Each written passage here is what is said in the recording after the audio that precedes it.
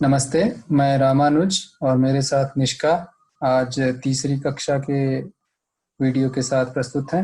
आइए देखते हैं पिछली कक्षा में हमने क्या किया था। पिछली कक्षा में हमने आकारांत शब्दों जैसे राम क्यों आकारांत है इसको दिखाने के लिए आप इसको अगर इसका विच्छेद करेंगे तो आप देखेंगे कि राम के अंत में आ आता है, इसीलिए ये आकारांत आ से समाप्त होने वाला शब्द है। और इसके एक वचन, दो वचन और बहुवचन के प्रयोगों को देखा था। उसी कक्षा में हमने देखा था कि सह एषः कः जो सर्वनाम है, जो पुंलिंग शब्दों के लिए प्रयोग होते हैं, उनको कैसे प्रयोग किया जाना है वह भी देखा था। और अभी हम एक ऐसी क्रिया पढ़ रहे हैं जो ना तो बोलने वाला कर रहा है ना सुनने वाला, जबकि कोई तीसरा कर रहा है। इस तीसरे को संस्कृत में प्रथम पुरुष कहते हैं। हमने इन सारों का साकल्यम.com पर अभ्यास भी किया था और यही थी अपनी पिछली कक्षा। आइए देखते हैं आज की कक्षा में क्या है। आज हम आ से समाप्त होने वाले शब्द जो अधिकतर स्त्रीलिंग शब्द होते हैं उनका परिचय करेंगे, पिछली कक्षा की तरह ही। स्त्रीलिंग में प्रयोग होने वाले सर्वनामों का भी परिचय करेंगे। जैसे आप देखेंगे कि किस तरह से वही जो पुल्लिंग के सर्वनाम हैं वो स्त्रीलिंग में अलग होते हैं। हम यहाँ पे देखेंगे कि अगर कोई तीसरा मेरे और आपके अतिरिक्त कोई तीसरा कोई कार्य कर रहा है तो वह जो प्रथम पुरुष है उस क्रिया में क्या पुंलिंग और स्त्रीलिंग में भेद किया जाता है। अगर भेद नहीं किया जाता है तो फिर हम आज क्रिया में कुछ नया नहीं सीखेंगे बल्कि कुछ नए शब्द ही सीखेंगे। ऐसा इसलिए कह रहे हैं कि जैसे हिंदी में अगर हमें कहना है आर्जव जाता है, चूंकि आर्जव पुंलिंग है तो हम बोलते हैं जाता है। पर ईशी जाती है, चूंकि ईशी स्त्रीलिंग है, लड़की का नाम है, ये लड़के का नाम है, तो आप देखेंगे क्रिया जो वाक्य में हो रही है वो जाना है। तो जाता है पुल्लिंग के लिए, जाती है स्त्रीलिंग के लिए। लेकिन अगर इसके विपरीत आप आंग्ल भाषा में देखेंगे तो आप बोलते हैं चुनमुन गोज। चुनमुन एक लड़के का नाम है, आप कह रहे हैं गोज, क्रिया यहाँ पे है कि जा रहा है। एंड परी, परी एक लड़की का नाम है, परी ऑल्सो गोज। तो यहाँ पे पुंलिंग और स्त्रीलिंग दोनों के लिए गोज ही प्रयोग किया जा रहा है। इसमें अलग क्रिया में कोई लिंग का भेद नहीं है। तो आज हम देखेंगे कि क्या संस्कृत हिंदी के तरीके का अनुसरण करती है या हिंदी संस्कृत के तरीके का अनुसरण करती है या आंग्ल भाषा के तरीके का। आइए आगे बढ़ते हैं, आज का व्याकरण भाग देखते हैं। पहले देखते हैं कि क्या आकारांत शब्द कैसे हैं, आपके प्रतिदिन के प्रयोग में कहाँ दिखते हैं। तो ज्यादातर महिलाओं लड़कियों के नाम आपको ऐसे दिखेंगे। जैसे देखिए रमा, अगर आप इस शब्द का विच्छेद करेंगे तो देखेंगे र प्लस आ म धन आ, अंत में आ है। तो यही इसीलिए कह रहे हैं रमा शब्द आकार से अंत होता है, इसीलिए यह आकारांत है। और हम पहले से ही जानते हैं कि अधिकतर आकारांत स्त्रीलिंग होते हैं, तो रमा भी स्त्रीलिंग है, मतलब कि किसी लड़की या महिला का नाम है। इसी तरह आशा, आप देखिए आ श आ, ये भी आ में समाप्त हो रहा है। इसी तरह ही भाषा, भ आ श आ, ये भी आ में समाप्त हो रहा है। फिर राधा, र आ ध आ, ये भी आ में समाप्त हो रहा है। और इसी तरह माला, म आ ला आ। तो यहाँ पे हमने पहले ही देखा कि जितने आप आ से समाप्त होने वाले शब्द सुनेंगे उसमें बहुत सारे अधिकतर स्त्रीलिंग होंगे, कुछ ही होंगे जो स्त्रीलिंग नहीं होंगे। संस्कृत में क्रिया कर्ता के लिंग का अनुसरण नहीं करती है, जैसे आंग्ल भाषा में वैसे ही संस्कृत में। हिंदी में इसका ऐसा नहीं होता है। ऐसा होता है इसलिए बालकः पठति, यह एक वाक्य है, इसमें पठति क्रिया है, पढ़ना। कोई एक पढ़ रहा है, वो बालक है। बालकः पठति और बालिका च पठति, बालिका भी पढ़ती है। बालिका कहिए चाहे बालक कहिए, आपका जो क्रिया का लिंग है, क्रिया में लिंग नहीं होता, क्रिया ऐसे ही रहेगी। जैसे बालकः गच्छति, बॉय गोस, बालिका च गच्छति, गर्ल ऑल्सो गोस। तो इसलिए आज क्रिया में हम कुछ नया नहीं सीखेंगे, बस कुछ नए क्रिया के शब्द सीखेंगे। यहाँ तक स्पष्ट है निष्का? हाँ स्पष्ट। अस्तु। तो अब देखिए स्त्रीलिंग नाम पदों को कैसे बुलाया जाता है। समझिए कि कोई रमा नाम की महिला है, अगर वो अकेली है या एक ही रमा है तो आप कहेंगे रमा। अगर दो रमा आपको दिख रही हैं, समझिए कि आपकी दो मित्र हैं, सहेलियां हैं जिनका नाम रमा है, तो आप उनको इकट्ठे बुलाएंगे तो कहेंगे दोनों को रमे। और कई हो गए हैं, 3 या उससे ज्यादा रमा है आपके सामने, तो आप कहेंगे रमाह। तो इसी तरह करेंगे। अगर आप याद करिए तो पिछले में था, अगर यहाँ पे राम होता रमा की जगह में, जो कि पुंलिंग है, तो एक राम को कहते रामः, दो राम को कहते रामऊ, और दो से ज्यादा राम को कहते रामाह। तो याद रखिएगा, इसमें कुछ अलग है दोनों लिंगों का, एक और दो और कई का नाम। सर्वनाम पदों में क्या है, जब वह कहते हैं आप, जो तीसरा व्यक्ति आपसे दूर है, तो आप कहते हैं सा, स्त्रीलिंग के लिए बोलेंगे सा। और दो अगर स्त्रीलिंग है तो आप बोलेंगे ते, और दो से अधिक हैं तो आप बोलेंगे ताह। उसी तरह अगर कोई आपके पास है तो आप बोलते हैं, जैसे हिंदी में यह, तो आप संस्कृत में बोलेंगे एषा। और दो अगर आपके पास हैं स्त्री लिंग के, तो आप बोलेंगे एते, और कई हैं तो एताह। और अगर आपको पूछना है तो जैसे कौन है तो आप स्त्रीलिंग में पूछेंगे का, और पुंलिंग में द्विवचन में अगर दो लोगों को, दो स्त्रियों के बारे में पूछना है तो पूछेंगे के, और दो से अधिक के बारे में पूछना है तो वो पूछ रहे हैं काह। इन सब का भी अभ्यास करेंगे हम आगे, अभी के लिए आपको बस बता रहे हैं कि ये ऐसा है।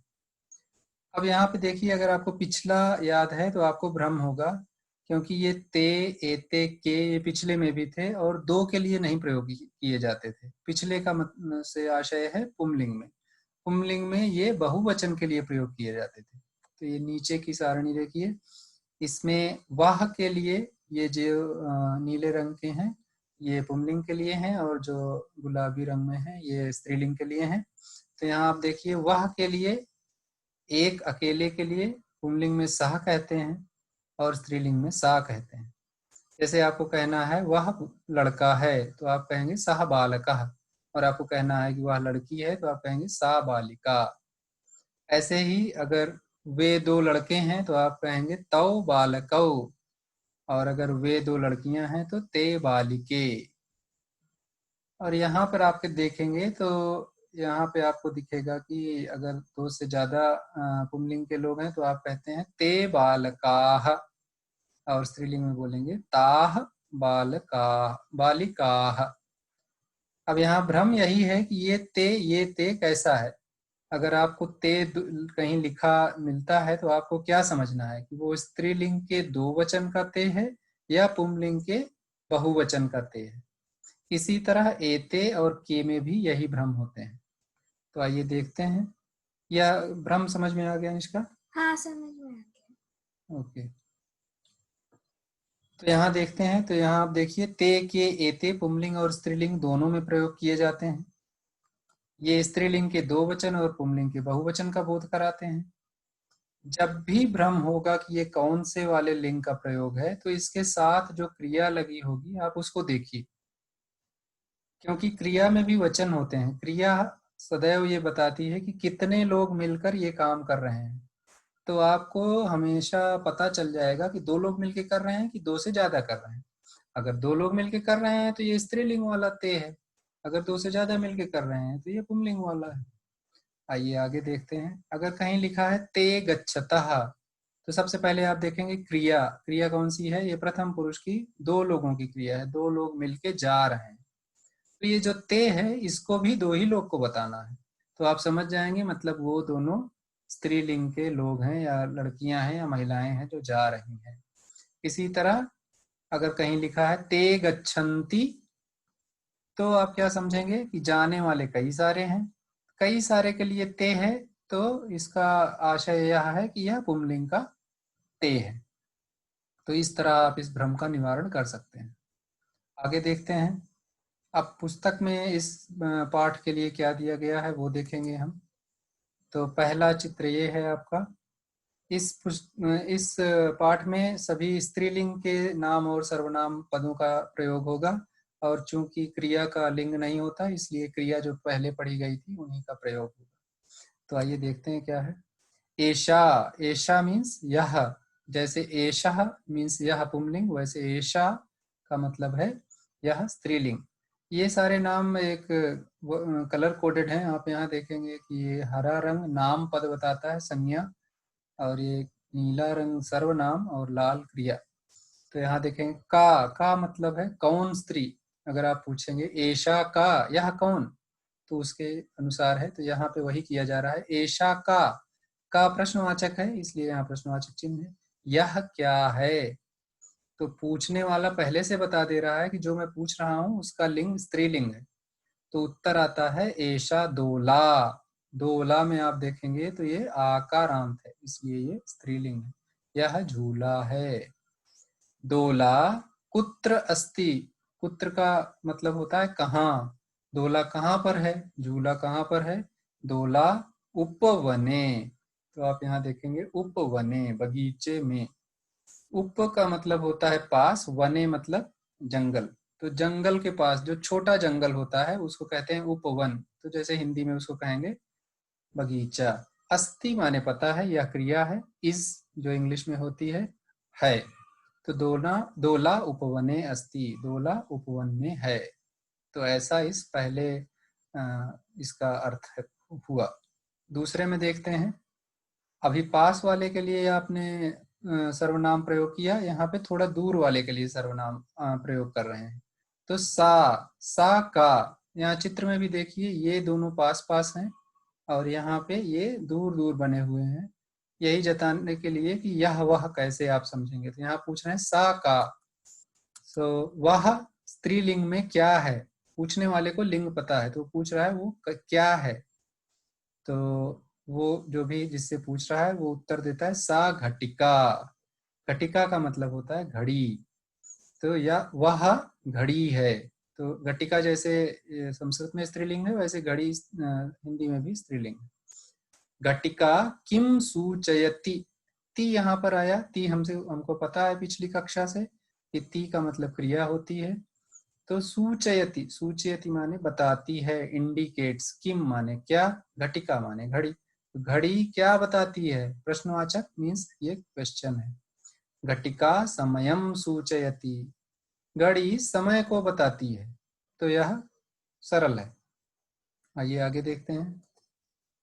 एते के, तो आपको ये दो चित्र दिख रहे हैं, इसमें दो लोग हैं। तो आपने उन दोनों को देखते हुए पूछा एते के, ये दोनों कौन हैं, ये दोनों स्त्रीलिंग की चिड़िया कौन है। फिर आपका प्रश्न पूछने के बाद आपने उत्तर के लिए अभी प्रतीक्षा नहीं की, अगला प्रश्न पूछ लिया। किम क्या, एते कोकिले, क्या ये दोनों कोयल हैं, क्या ये दो कोयल हैं। अब उत्तर आ रहा है ना, नहीं। नहीं तो क्या है फिर, एते ये दोनों चटके, ये दोनों गौरैया हैं। चटका एक पक्षी होता है, चटके माने दो पक्षी, जो गौरैया जिसको हिंदी में बोलते हैं। तो ना एते चटके, नहीं ये दोनों गौरैया हैं। ओके, समझ गया। अगला वो फिर से एक प्रश्न पूछ रहा है। चटके किम कुरुतः, कुरुतः यहाँ पे देखिए, कुरुतः करोति कुरुतः, अकेली होती तो कहते हम चटका करोति, दो हैं इसलिए कह रहे हैं कुरुतः। तो ये क्रिया है। चटके दोनों चिड़िया किम करता कुरुतः क्या कर रही हैं। एते ये दोनों विहरतः, ये भी तः है तो यह भी दो वचन की क्रिया है, दो लोगों को से होने वाले काम को बताने की क्रिया है। जैसे पठति एक आदमी पढ़ रहा है, पठतः दो आदमी या औरत जो भी पढ़ रहे हैं, और तीसरा पठन्ति। तो विहरतः मतलब घूम रहे हैं, या जो पैदल घूम नहीं सकते वो जंप कर रहे हैं, फुदक रहे हैं। तो इनके चिड़िया के परिप्रेक्ष्य में फुदक रहे हैं कहा जा सकता है। यह ठीक है निष्का। हाँ। आगे आइए देखते हैं ते के। अब यहाँ पर आप देखिए ते के, तो आपको दिख रहा है कि दो कार हैं यहाँ पे। तो यहाँ पे इस ते और इस के का मतलब द्विवचन है, ये बहुवचन वाले के नहीं है ते के। अगर यहाँ 3 बनी होती तो इसका मतलब होता है पुंलिंग में कि वे पुंलिंग के हैं और वो 2 से अधिक हैं। तो यह प्रश्न था। उत्तर आता है ते चालिके स्तः। स्तः अभी देखिए अस्ति का 2 वचन के लिए प्रयोग किए जाने वाला शब्द है। जब 2 को कहते हैं हम, एक को कहते हैं है तो कहते हैं अस्ति, 2 को कहते हैं 2 हैं तो बोलेंगे स्तः, 2 से अधिक हैं तो बोलेंगे संति। कई लोग हैं। तो ते चालिके स्तः, ये दोनों महिला ड्राइवर्स हैं, चालक चालिके हैं, चालिका हैं। तो यहाँ पर देखिए ते और ते में आपको भ्रम अगर होने की स्थिति आती कि ये पुंलिंग का है कि स्त्रीलिंग का है, तो आप इसकी क्रिया देखिए, क्रिया क्या है, वो 2 वचन की है। तो अगर क्रिया 2 वचन की है तो ये भी 2 वचन का होगा, 2 वचन स्त्रीलिंग में होता है। तो ये स्पष्ट हो जाएगा, भ्रम का निवारण हो जाएगा। अगला प्रश्न पूछते हैं ते किम कुरुता, ये दोनों क्या कर रही हैं। तो उसका उत्तर आता है ते वाहनम चालयतः, ये दोनों कोई वाहन है चला रही हैं। आगे का देखते हैं आइए।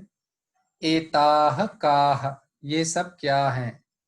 एताह माने ये सब, बहुवचन 2 से अधिक, काह क्या है, काह भी प्रश्न के लिए बहुवचन है स्त्रीलिंग में। एताह स्थालिकाह, स्थालिका माने थाली, तो यहाँ पे थालियां। किम फिर से पूछा गया क्या, एताह गोलाकाराह, गोल आकार को इकट्ठे जोड़ दिया गया है तो वो गोलाकार हुआ, फिर बहुत सारा है इसलिए गोलाकाराह। तो क्या ये गोल हैं। आम, आम माने हाँ, हाँ ये सब गोल हैं। आगे का देखते हैं आइए। ताह काह, अब ये एताह पास वाला अब यहाँ दूर हो गया। ताह काह 3 बकरियां हैं इसलिए बहुवचन है, तो कह रहे हैं ताह काह, ये सब कौन है। ताह अजाह, अजाह भी बहुवचन है, अजा का। तो ये सारी बकरियां हैं। ताह किम कुरुवंती, ये सब क्या कर रही हैं। ताह चरंती, ये सब चर रही हैं, ग्रेजिंग कर रही हैं। तो इसके साथ ही आपके पुस्तक का पाठ समाप्त हुआ। आगे आइए, कर्ता और क्रिया में कैसे वो साथ साथ चलते हैं वो थोड़ा अभ्यास कर लेते हैं जल्दी से।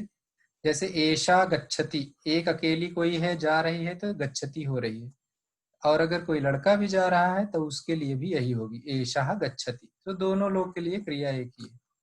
पूछना है अगर का गच्छति, कौन जा रही है, तो उसी तरह कौन जा रहा है भी, कहा गच्छति। तो इसका अर्थ है कि संस्कृत आंग्ल भाषा को फॉलो करता है। हाँ ऐसा कह सकते हैं, या उल्टा कह सकते हैं कि आंग्ल भाषा संस्कृत को फॉलो करती है। सीता गच्छति ऐसा इसलिए क्योंकि संस्कृत अंग्रेजी के बहुत पहले से है, तो यह कहना ज्यादा अच्छा रहेगा। सीता स्त्रीलिंग है, सीता गच्छति, रामः गच्छति, दोनों के लिए जाने में गच्छति में कोई अंतर नहीं है। अब 2 लोगों में आप देखिए, एते गच्छता है, ये 2 कौन, 2 स्त्रियां, क्योंकि एते गच्छता है तो 2 लड़कियां जा रही हैं। ए तऊ माने 2 लड़के, तऊ है तो लड़के, गच्छता है। उसी तरह प्रश्न में कौन 2 जा रही हैं तो के गच्छता, कौन 2 जा रहे हैं तो कौ गच्छता। 2 सीता जा रही हैं तो सीते गच्छता, 2 राम जा रहे हैं तो रामौ गच्छता। बहुत सारे या 2 से अधिक लड़कियां जा रही हैं तो एताह गच्छन्ति, और 2 से अधिक लड़के जा रहे हैं तो एते गच्छन्ति। कौन है ये जो 2 से अधिक लोग, तो आप पूछेंगे काह गच्छन्ति अगर स्त्रीलिंग है, अगर पुल्लिंग है तो के गच्छन्ति। अगर कई सारी सीता हैं तो आप बोलेंगे सीताह गच्छन्ति, बहुत सारी सीताएं जा रही हैं। और उसी तरह रामाह गच्छन्ति, बहुत सारे राम जा रहे हैं। तो क्रिया को कर्ता के लिंग से कोई फर्क नहीं पड़ता है। अब देखिए, किसी भी भाषा को सीखने का केवल एक ही विकल्प होता है, उसमें बोलना। अगर आप किसी भाषा को लिखना जानते हैं तो इसका मतलब ये नहीं है कि आप उसको बोल सकते हैं। पढ़ना जानते हैं तब भी इसका मतलब नहीं है कि आप उस भाषा में सोच सकते हैं। लेकिन अगर आप बोलना जानते हैं और पढ़ना लिखना नहीं जानते हैं तब भी आपके पूरे काम चल जाएंगे। आज के समय में जहाँ ऑडियो वीडियो रिकॉर्डिंग हो सकती है वहां पर तो पूरी तरह से चल जाएगा। तो इसलिए थोड़ा इस भाग में हम थोड़ा थोड़ा ऐसे शब्द सीखेंगे जिसको आप प्रतिदिन के व्यवहार में प्रयोग कर सकते हैं, जिससे धीरे धीरे आपकी हिंदी भी शुद्ध होगी और आप संस्कृत में ज्यादा से ज्यादा कंफर्टेबल फील करना शुरू हो जाएंगे। तो आइए देखते हैं आज के शब्द। सो ये बहुत छोटे छोटे शब्द हैं, इसको जो आप अपने घर में इनके लिए इंग्लिश के वर्ड यूज करते हैं उनके स्थान पर, या जो हिंदी के वर्ड यूज करते हैं उनके स्थान पर प्रयोग करिए, और देखिए थोड़े दिन में आपका शब्दकोश वोकैबुलरी खूब अच्छे से रिच हो जाएगी।